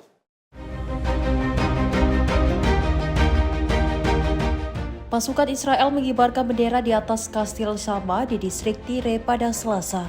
Pasukan darat Israel sebelumnya melancarkan serangan dan kemudian menduduki kota tersebut. Israel kini mengubah kastil bersejarah itu menjadi pos pengamatan di ketinggian dalam zona keamanan yang mereka bentuk. Zona ini membentang sejauh 5 hingga 10 km dan mencakup lebih dari 50 kota termasuk Shama. Dari rekaman menunjukkan kepulan asap membumbung dari rumah-rumah warga di kota tersebut. Pada 15 April, Direktorat Jenderal Purbakala Lebanon mengajukan keluhan mendesak kepada UNESCO. Lembaga itu meminta intervensi segera untuk melindungi kastil Shama setelah muncul laporan kerusakan akibat aktivitas militer Israel. UNESCO sebelumnya memasukkan kastil ini dalam daftar pelindungan khusus dan lokasinya berdekatan dengan makam Nabi Shimon al-Shafa yang masuk daftar warisan dunia. Militer Israel kemudian memperingatkan warga di sekitar 80 kota di Lebanon Selatan agar tidak kembali ke rumah mereka. Mereka menegaskan pasukan masih berada di posisi untuk menangkal aktivitas teroris. Kondisi ini terjadi meski Israel dan Lebanon telah memperlakukan gencatan senjata selama 10 hari sejak Jumat, setelah pembicaraan yang difasilitasi Washington. Israel menyatakan rencana membentuk zona keamanan di Lebanon yang membentang dari perbatasan hingga Sungai Litani dan mencakup sekitar 10% wilayah negara tersebut. Tim redaksi Simpo TV melaporkan. Sementara itu, pemirsa, Perdana Menteri Israel Benjamin Netanyahu menyerukan persatuan dan ketahanan nasional saat memperingati Hari Kemerdekaan ke-78 Israel. Peringatan ini berlangsung di tengah ketegangan kawasan dan ketidakpastian diplomasi internasional.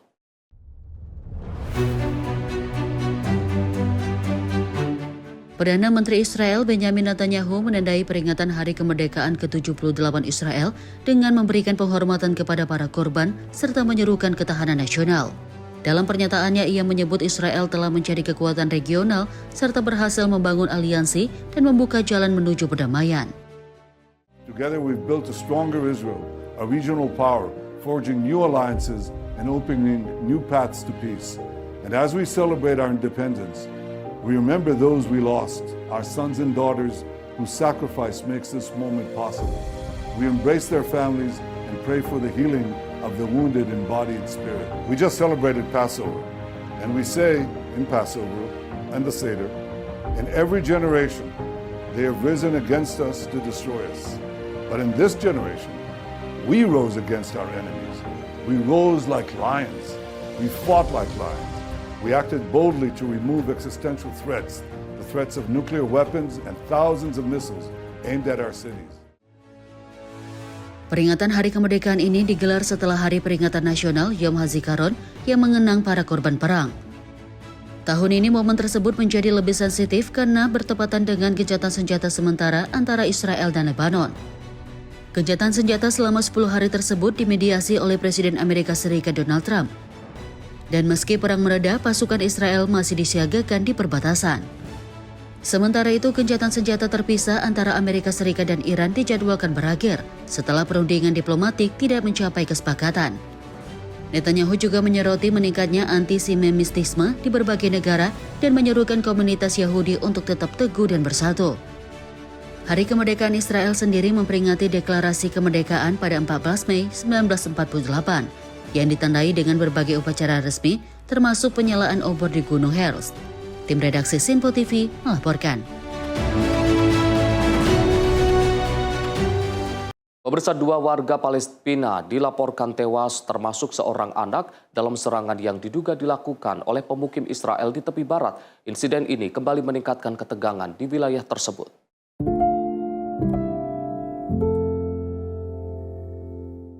2 warga Palestina tewas dan 4 lainnya terluka dalam serangan di sebuah sekolah anak laki-laki di kota Al-Mughayir, timur laut Ramallah. Menurut Palestinian Red Crescent Society, korban termasuk seorang anak berusia 13 tahun serta 4 orang lain yang mengalami luka akibat tembakan langsung. Rekaman video menunjukkan suasana duka saat warga mengantarkan jenazah korban ke dalam ambulans, diiringi teriakan dan tangis dari keluarga. Salah satu kerabat korban menyebut insiden ini sebagai pembantaian, seraya menegaskan desa tersebut sering mengalami serangan serupa karena berdekatan dengan pemukiman Israel. Aktivis lokal menilai kekerasan ini merupakan bagian dari tekanan sistematis untuk memaksa warga Palestina meninggalkan tanah mereka. Media Palestina melaporkan penyerang melepaskan tembakan dari jarak sekitar 50 meter, menargetkan jendela dan balkon kelas yang menyebabkan sejumlah siswa dan warga terluka. Kementerian dari Luar Negeri Palestina mengecam keras serangan tersebut dan menyerukan tindakan internasional untuk menghentikan pelanggaran yang terus terjadi. Ketua Dewan Nasional Palestina, Ruhi Fatuh, menyebut insiden ini sebagai eskalasi berbahaya dan berdarah. Dalam beberapa bulan terakhir, kekerasan di tepi barat terus meningkat. Bahkan Presiden Israel, Isaac Herzog, dan pimpinan militer Israel turut mengecam aksi kekerasan pemukim yang dianggap telah melampaui batas. Tim redaksi Simpo TV melaporkan. Pemirsa, rekaman time-lapse menunjukkan aktivitas kapal di Selat Hormuz selama 24 jam. Hal itu terjadi di tengah ketegangan yang mempengaruhi jalur energi global serta meningkatnya risiko gangguan terhadap distribusi minyak dunia.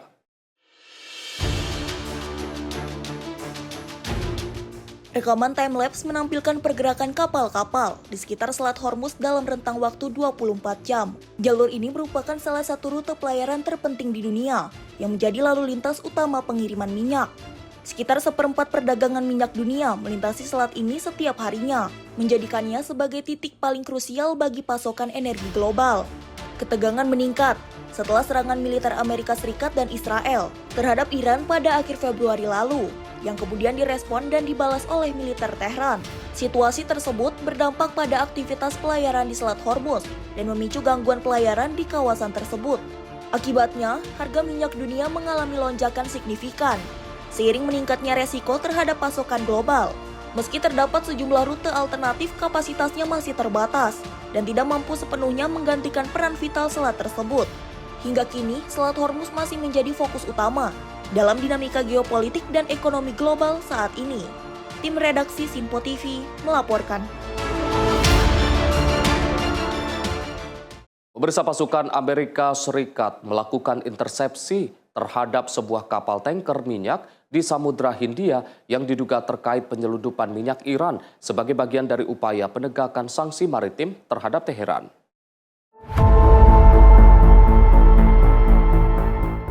Departemen Pertahanan Amerika Serikat menyatakan pasukannya telah melakukan operasi intersepsi maritim terhadap sebuah kapal tanker minyak di perairan Samudra Hindia. Kapal tersebut diketahui sebelumnya telah dikenai sanksi atas dugaan penyelundupan minyak mentah Iran di kawasan Asia dan masuk dalam daftar pengawasan otoritas Amerika Serikat.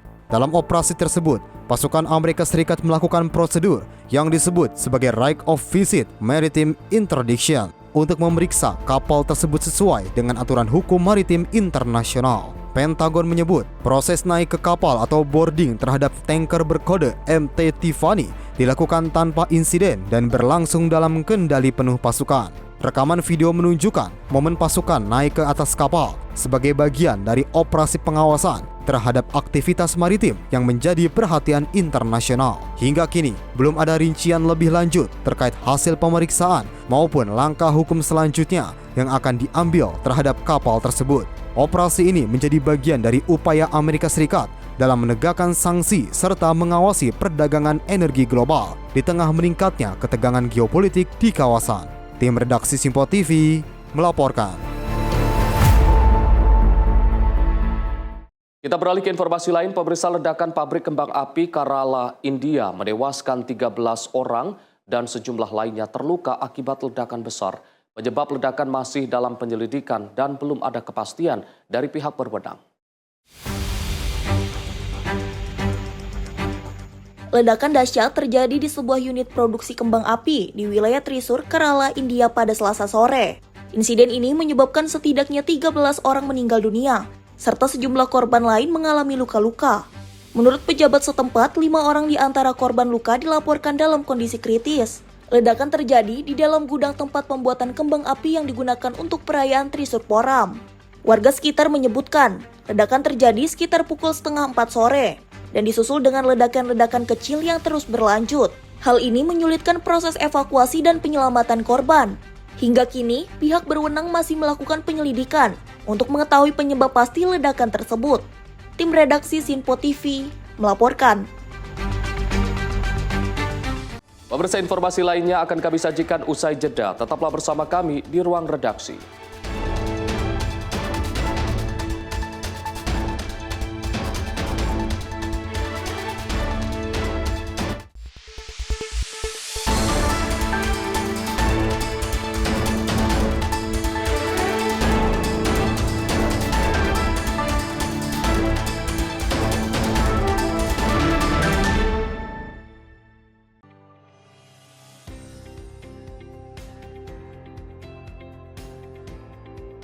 Beragam informasi terbaru hadir menemani Anda sebelum memulai hari. Waktu terbaik dengan rangkaian topik terpilih, dikemas dengan ulasan yang mendalam.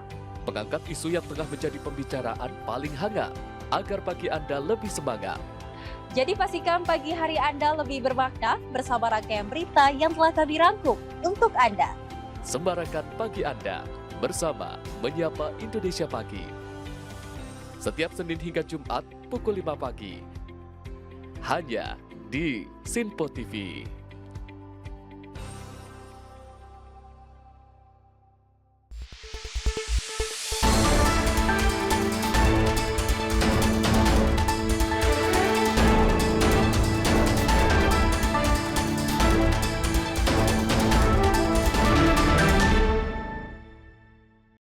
Selamat malam pemirsa, Anda kembali menyaksikan Ruang Redaksi. Direktorat Reserse Narkoba Polda Metro Jaya membongkar praktik clandestine lab narkotika golongan 2 jenis etomidet yang beroperasi di kawasan apartemen di wilayah Kabupaten Tangerang. Dalam pengungkapan ini, polisi amankan 1 tersangka warga negara Malaysia yang diduga berperan sebagai pengelola sekaligus operator produksi cairan etomidet dalam bentuk cartridge vape.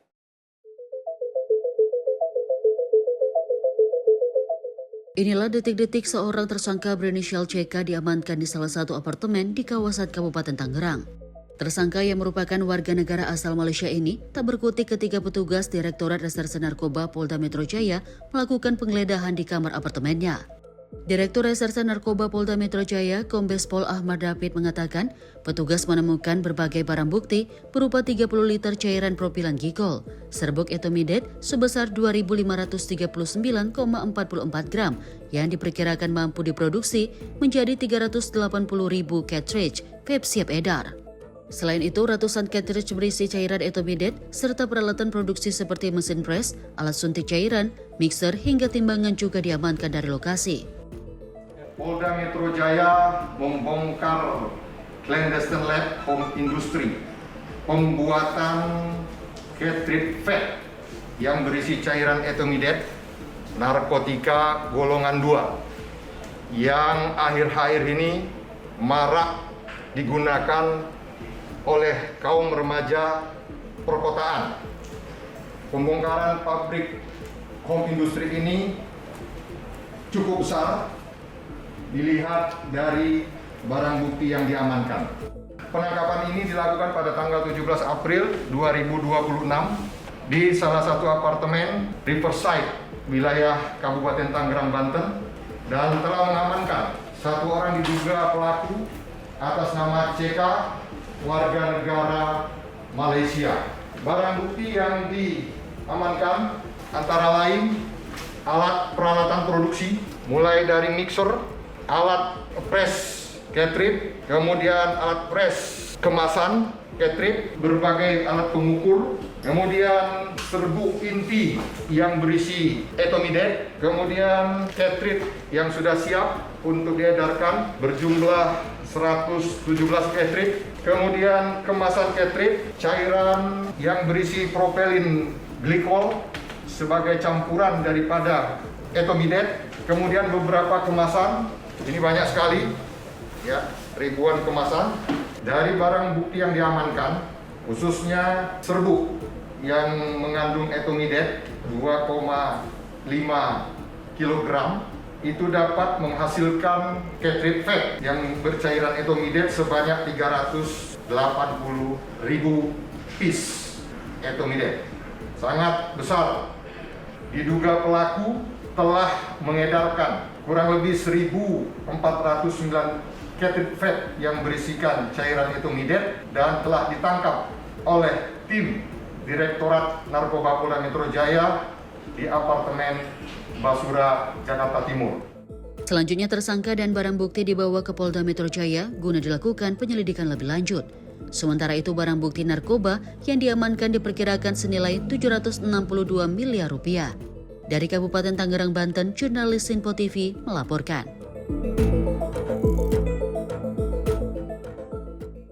Kita beralih ke informasi lain, pemirsa. Banjir bandang dan tanah longsor melanda kawasan permukiman warga yang ada di kaki Gunung Halimun Salak, Kabupaten Bogor, Jawa Barat, yang mengakibatkan sejumlah rumah warga ambruk. 56 rumah yang dihuni ratusan jiwa dikepung tanah longsor dan banjir bandang di Desa Purasari, Kecamatan Lewiliang, dan Desa Purabakti, Kecamatan Pamijahan, Kabupaten Bogor pada Selasa sore. Sejumlah rumah warga ambruk akibat tertutup material longsor, bahkan beberapa rumah warga tergerus derasnya air dari Sungai Cianten yang meluap ke kawasan pemukiman warga sekitar. Dikarenakan hujan dengan intensitas yang tinggi dan cuaca yang agak ekstrim, sehingga menimbulkan longsor dan banjir ke pemukiman warga. Ada berapa titik sih Bang rumah yang terdampak? Untuk titiknya ada 1 RW, 2 RT. Di kampung mana, desa mana? Kampungnya Kampung Cianten, desanya Desa Purwabakti, Kecamatan Pamijahan. Untuk desa tetangga sendiri gimana Bang? Untuk desa tetangga sendiri termasuk Purasari masih dalam pendataan rekan yang di lapangan, di lokasi. Total tuh ada berapa rumah Pak untuk total keseluruhan? Total keseluruhan di sini yang terdampak ada 56 rumah. Untuk jiwa 68 jiwa. Untuk kondisinya rumah sendiri yang rusak berat ada berapa? Nah, untuk kondisi rumah ini yang rusak berat ini ada 4 unit rumah, dan selebihnya itu dikategorikan rusak sedang. Hingga kini warga membangun tenda sementara yang dibuat secara mandiri. Dari Kabupaten Bogor, jurnalis Sinpo TV melaporkan. Sementara itu, hujan dengan intensitas tinggi yang terjadi dalam beberapa pekan terakhir memicu terjadinya longsor susulan di wilayah Garut Selatan. Tebing setinggi sekitar 100 meter di Kampung Saronge, Desa Sukajaya, Kecamatan Cisewu, Garut, Jawa Barat, longsor dan menutup jalur penghubung antar desa. Beginilah kondisi terkini longsor susulan yang terjadi di Kampung Saronge, Desa Sukajaya, Kecamatan Cisewu, Garut, Jawa Barat. Material longsor menutup seluruh badan jalan dan membuat akses transportasi warga terhambat. Kendaraan roda 2 maupun roda 4 sementara waktu tidak dapat melintasi jalur ini. Terbatasnya peralatan dan sulitnya akses alat berat membuat proses pembersihan material longsor dilakukan secara manual. Puluhan warga bergotong royong membersihkan timbunan tanah dan batu dengan peralatan sederhana. Menurut salah seorang warga, longsor terjadi pada subuh hari setelah hujan deras mengguyur lokasi selama beberapa jam non-stop. Kondisi tanah yang labil memicu retakan pada tebing hingga akhirnya longsor. Ya, kurang lebih sekitar kejadian subuh, Pak. Akibat hujan deras kurang lebih 3 jam nanti, Pak. Dan di atas mobil, Pak, keluar air dari dalam, kurang lebih ketinggian ini 100 meter, Pak.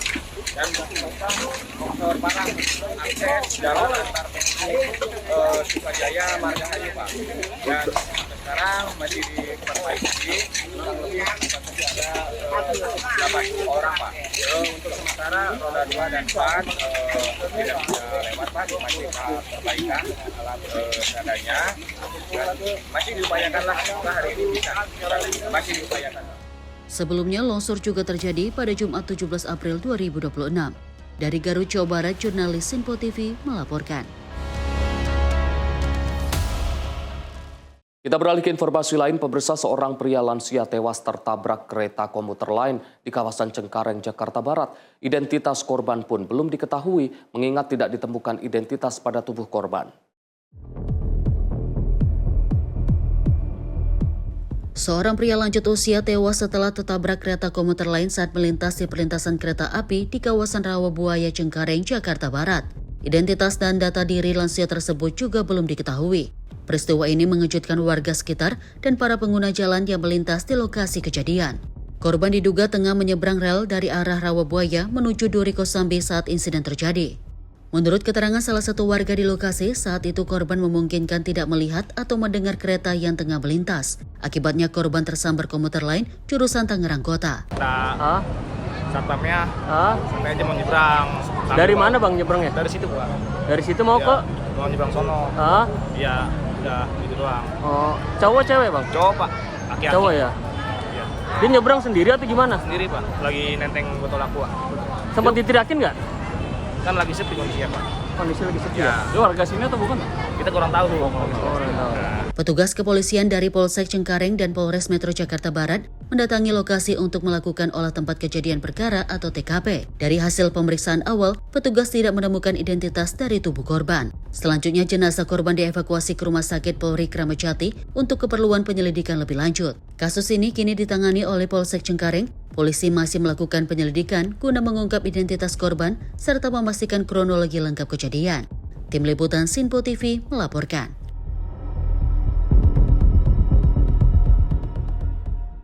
Kita beralih ke informasi lain, pemirsa, 2 anak di bawah umur diduga melakukan hubungan sesama jenis di gang sempit di kawasan Cengkareng, Jakarta Barat. Aksi keduanya terekam ponsel salah seorang warga. Warga di kawasan Rawabuaya, Cengkareng, Jakarta Barat dihebohkan oleh beredarnya rekaman video yang memperlihatkan 2 anak di bawah umur yang diduga melakukan hubungan sejenis di gang sempit yang jarang dilalui. Dari rekaman ponsel warga, kedua anak yang melakukan hubungan sejenis itu diperkirakan masih berusia sekitar 10 hingga 11 tahun berada di lokasi. Ketua RT setempat, Awi, membenarkan adanya kejadian ini. Awi mengatakan peristiwa ini terjadi pada siang hari di area gang yang sudah tidak terpakai. Menurutnya, kedua anak itu diduga bukan merupakan warga setempat. Hingga kini pihak lingkungan masih berupaya menelusuri identitas keduanya. Bisa dijelasin kejadiannya itu hari apa sih Pak RT? Kejadiannya kemarin jam 2, hari Senin ya? Hari Senin. Tapi itu yang tahu jelas, yang tahu lebih jelas itu ya itu karyawan itu. Karyawan PT Jawa itu. Itu anak kecil sama anak kecil atau gimana sih Pak RT? Apanya? Anak kecil apa sama anak kecil atau gimana Pak RT? Bocah-bocah ya? Kisaran umur berapa nih? Paling masa antara 10 atau 11 tahunan gitu baru sekolah SD kelas 4 atau kelas 3 gitu. Emang jalan ini sepi atau gimana sih Pak RT? Sepi ya? Warga berharap kejadian ini menjadi perhatian bersama khususnya bagi orang tua untuk meningkatkan pengawasan terhadap aktivitas dan pergaulan anak-anak, terutama di usia dini agar tidak terjerumus perilaku menyimpang. Pemerintah Kota Administrasi Jakarta Barat dan kepolisian setempat diminta menindaklanjuti kejadian ini dengan pendekatan dan mengedepankan perlindungan anak. Dari Jakarta, jurnalis Sinpo TV melaporkan. Sementara itu, aksi begal payudara seorang wanita kembali terjadi di Jalan Balayuda, RT 11 Kelurahan Aryo Kemuning, Kecamatan Kemuning, Kota Palembang, Sumatera Selatan. Aksi pembegalan mendadak viral di sosial media.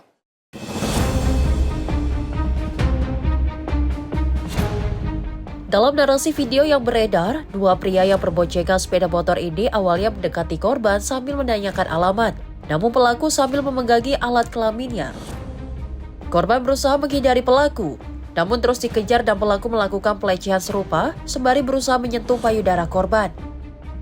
Aktivitas suasana di Jalan Balayuda cukup sepi di jam-jam tertentu, dan memang banyak aktivitas sejumlah pejalan kaki, khususnya kaum wanita yang melintas. Arianto, Ketua RT 11, mengaku baru mengetahui adanya video viral melalui media sosial. Pihaknya mengaku belum mendapatkan laporan resmi dari korban. viral kemarin? Iya, yang pelecehan itu Pak RT.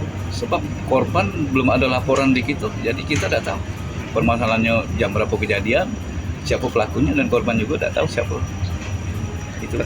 Tapi benar TKP-nya di TKP ini benar, wilayah RT 11, Ari Pemuni, Jalan Balayuda. Kalau dari korban kita nggak kira juga Pak RT? Tidak tahu, karena mukanya juga tidak jelas dengan korban, dengan si pelaku. Gitu. Mungkin bukan warga di sini, warga luar atau iseng atau apa, kita kurang tahu juga. Tapi untuk lokasi TKP sendiri benar ramai atau sepi? Jam-jamnya kita kalau pagi itu mungkin sampai jam 7 dia sini ramai, sampai jam 3 mereka anak-anak sekolah lewat. Kalau jam di bawah itu sepi. Cukup banyak yang lalu lalang jalan lintas. Himbauannya Pak RT untuk ini korban. Himbauannya kalau memang dia merasa dirugikan ya harap lapor dulu, mungkin kita bisa tindak lanjuti atau kita cak mana kita cari, kita kerjasama dengan aparat. Itu kalau memang korban mau melapor silakan. Pak RT, tanggapannya Pak RT, tindakan ini kan tidak senonoh Pak RT terhadap perempuan dan ataupun para gadis sebaliknya. Tanggapannya seperti apa Pak RT? Tanggapannya yaitu ya pelecehan. Kalau memang itu ya si pelaku, kalau memang kita ketangkap ya kita serahkan dengan aparat sesuai dengan hukum yang berlaku di tempat kita.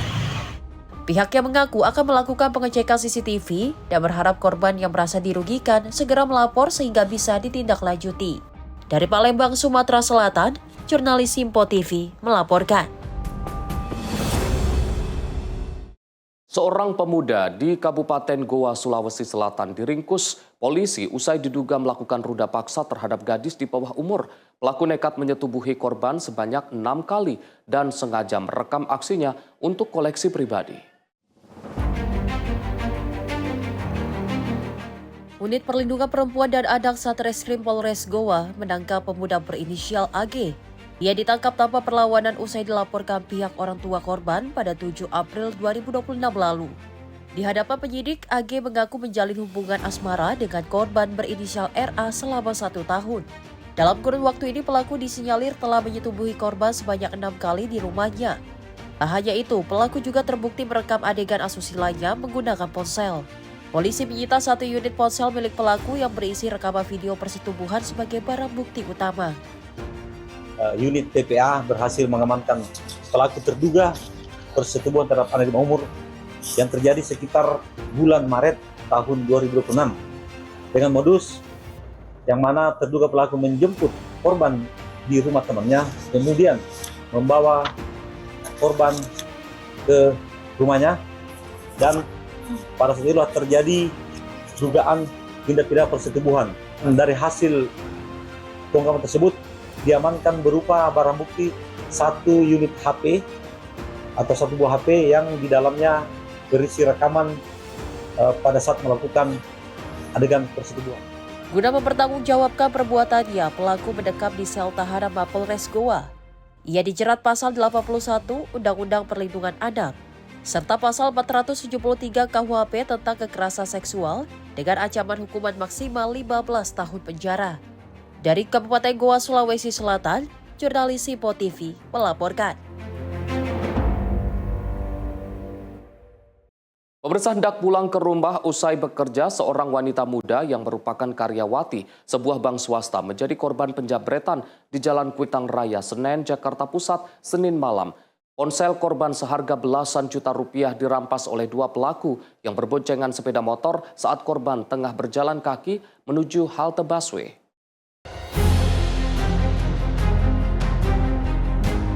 Dira Friyanti, wanita muda yang bekerja di sebuah bank swasta ini terpaksa mendatangi Polsek Senen, Jakarta Pusat, Senin malam usai menjadi korban penjamretan. Korban harus kehilangan telepon genggam miliknya seharga belasan juta rupiah karena dirampas oleh 2 pelaku jambret. Usai membuat laporan, polisi langsung membawa korban ke lokasi kejadian di Jalan Kuitang Raya, Senen, Jakarta Pusat untuk mencari petunjuk, baik saksi yang melihat ataupun rekaman kamera CCTV. Aksi penjamretan terjadi saat korban akan kembali pulang ke rumah di kawasan Grogol, Jakarta Barat dengan menumpang bus Transjakarta. Untuk bisa sampai ke halte busway Kuitang dari bank tempatnya bekerja, korban harus berjalan kaki selama beberapa menit. Naas saat sedang berjalan sambil bermain ponsel, tiba-tiba korban dipepet 2 pelaku berboncengan sepeda motor dari arah Senen menuju Tugutani. dan langsung merampas ponsel dari tangan korban. Meski korban sempat berlari mengejar sambil berteriak meminta pertolongan, namun sayang lokasi kejadian yang cukup sepi membuat kedua pelaku berhasil kabur dengan mulus. Tadi memang pulang kerja, itu sekitaran jam 6:30 malam. Aku memang dari arah tempat kerja aku itu terus pas di depan Bank BRI itu tuh memang dari belakang sih ada 2 orang gitu. Aku kan memang main HP, maksudnya lagi buka WA nih Kak, lagi balas WA temen. Nah pada saat itu langsung dirampas gitu HP-nya. Nah pas dirampas itu aku sedikit nge-freeze sih, nge-freeze tuh shock kan. Iya, tapi langsung teriak. Aku nge-freeze bentar aja langsung teriak kayak HP aku diambil, tapi nggak ada yang nolongin karena memang di situ kan ada pohon jadi agak gelap sih, ada lampu tapi karena ada pohon jadi kayak kelihatan gelap di jalan. Iya Pak. Tadi lumayan sepi sih Pak. Terus tuh pas itu nggak ada yang tolongin, aku lari sekenceng-kencengnya pas sampai lampu merah. Dan situ tuh pas sampai merah tuh baru ada orang yang baru kumpulin gitu. Ya udah ternyata aku dijamret sih. Kayak maksudnya sempat ngejar Mbak. Aku lari ngejar dan kan memang dia kenceng banget. Jadi kayak oh Tuhan, kayak nggak nyangka aja secepat itu kejadiannya. Berapa langsung, orang Mbak pelaku? 2 orang. Pakai apa? Aku nggak perhatiin plat motornya. Cuma memang dia pakai motor Matic. Tak hanya harus kehilangan barang berharga, korban juga kehilangan sejumlah data penting yang ada di dalam ponsel. Korban berharap polisi bisa segera meringkus kedua pelaku agar ponsel miliknya bisa kembali. Dari Jakarta, jurnalis Info TV melaporkan. Sementara itu, pemirsa, sejumlah oknum perongsok diduga mencuri sepeda motor warga di Jalan Alawiyah 2, Lubang Buaya, Jakarta Timur pada Minggu 19 April 2026 siang. Aksi pencurian tersebut terekam kamera pengawas di lokasi.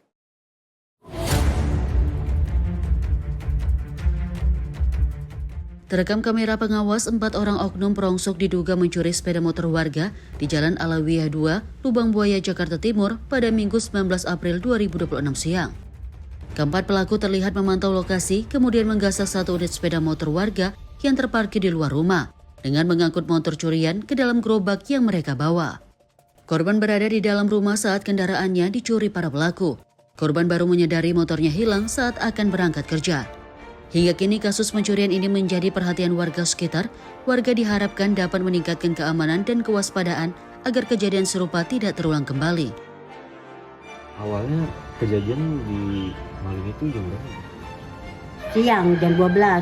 Jam 12. 12 siang. Itu hari Minggu. Pemilik motor lagi di mana? Hah? Pemiliknya lagi di mana? Pemilik motornya? Pemilik motornya di sini. Di dalam? Di rumah. Di rumah. Motornya di? Motornya taruh situ tuh, samping itu. Dekat Lubang Gede.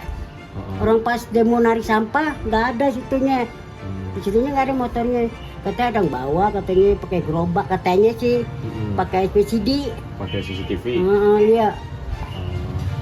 Nah terus itu kira-kira suasana lingkungannya itu lagi rame apa lagi sepi? Sepi. Oh lagi sepi. Kalau sini kan jam 12 siang sepi.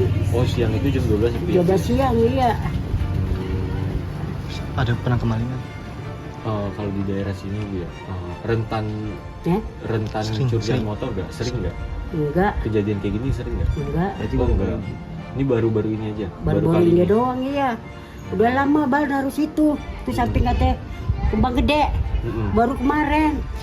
Berarti emang biasanya ditaruh situ? Iya, taruh situ emang tiap hari taruh situ. Kan biasanya ditutupin plastik kalau hujan.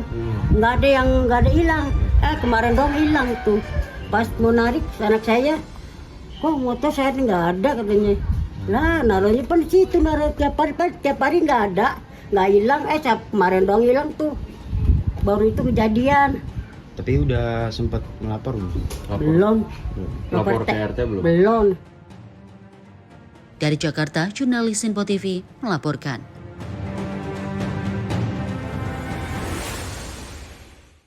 Diduga sering mencuri besi rel kereta api, 2 orang pelaku pencurian, yang satu diantaranya ex-pegawai PT KAI, diamankan aparat kepolisian sektor Gatak, Sukoharjo, Jawa Tengah. Pelaku ditangkap saat tengah memotong besi rel kereta api menggunakan alat potong blender las karbit. Aparat Polsek Gatak menangkap 2 pelaku pencurian material rel kereta api di wilayah Desa Luang, Kecamatan Gatak, Sukoharjo. Saat ditangkap, kedua pelaku tengah memotong besi rel kereta api menggunakan alat potong blender las karbit. Dua pelaku pencurian material rel kereta api ini adalah Siswanto, warga Boyolali, dan Sriyono, warga Boyolali. Penangkapan kedua pelaku bermula dari kecurigaan warga setempat. Mereka melihat kedua pelaku memotong rel kereta menggunakan alat potong blender las karbit. Warga langsung melaporkan kejadian ke petugas PT KAI di stasiun terdekat. Kapolsek Gatak AKP Hadi Sumaryodo mengatakan satuan pengamanan PT KAI dibantu warga menangkap kedua pelaku di lokasi kejadian. Dalam aksinya untuk mengelabui warga agar tidak merasa curiga, para pelaku ini mengenakan pakaian PT KAI saat melancarkan aksinya. Pasalnya salah satu dari pelaku ini merupakan mantan pegawai PT KAI. Ada masyarakat yang memberitahu pada PT KAI dan juga dari ke Polsek kaitannya ada orang yang memotong rel kereta api di pinggir rel kereta api karena merasa curiga. Kemudian kita ditangkap saat itu sama warga, kita langsung datang ke sana. Setelah diamankan, kita bawa ke sini, memang dia berdua itu mengakui kalau dia mengambil rel kereta api ini, dan ditanya sudah yang ke-7 ini yang tertangkap.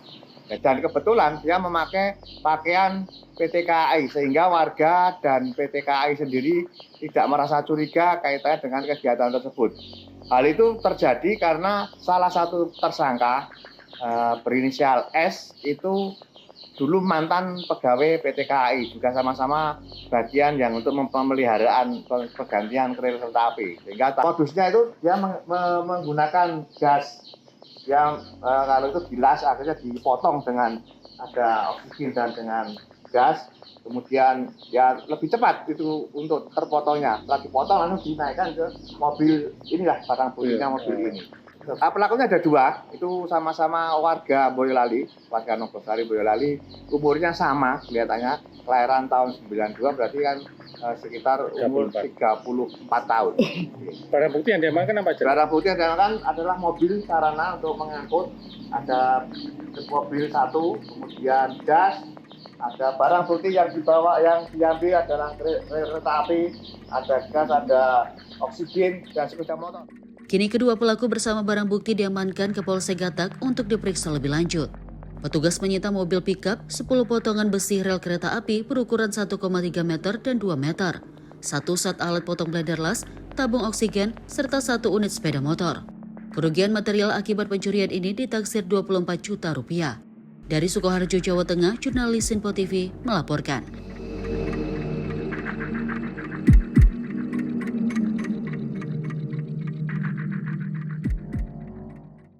Pemirsa, informasi tadi sekaligus menutup ruang redaksi edisi kali ini. Saya Arif Rifai, mewakili seluruh kru yang bertugas mengucapkan terima kasih atas kebersamaan Anda. Selamat malam, selamat beristirahat. Sampai jumpa.